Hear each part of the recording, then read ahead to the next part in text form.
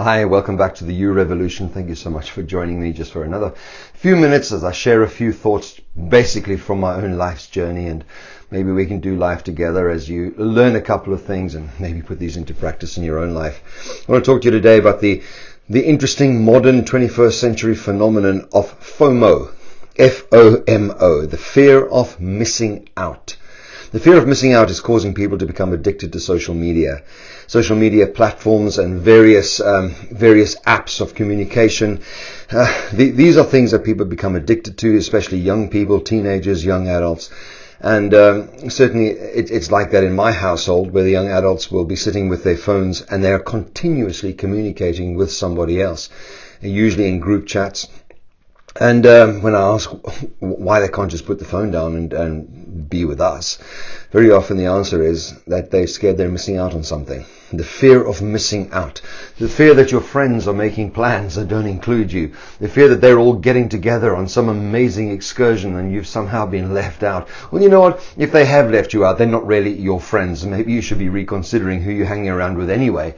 But we fear that people are making plans without us. And when we do that, what we're doing is we're attaching our self-worth to other people. We're basically saying, I am only a defined individual when other people are communicating with me via their handheld devices. If I'm left out of that, I become stressed, I become worried, I become anxious. I have life coached many young people who have actually said to me that their sleep patterns are being affected because they're so worried that they're scared to go to sleep in case their friends are still texting each other, and they become anxious in case some amazing breakthrough happens. I'm not quite sure what they're expecting, a massive scientific discovery or something like that, and in the texting between one another, but they're scared that they'll miss out, and so they deliberately stay awake and they're terrified of putting their phones down. This causes another modern phenomenon of semi-presence. A person that is semi-present is somebody who's with you, but they're not with you. They're constantly looking at something else, constantly looking at a screen, constantly referring to something else. And when you're talking to them, they have to constantly sort of ask you, sorry, what did you say? They weren't quite with you. No one's getting the whole you.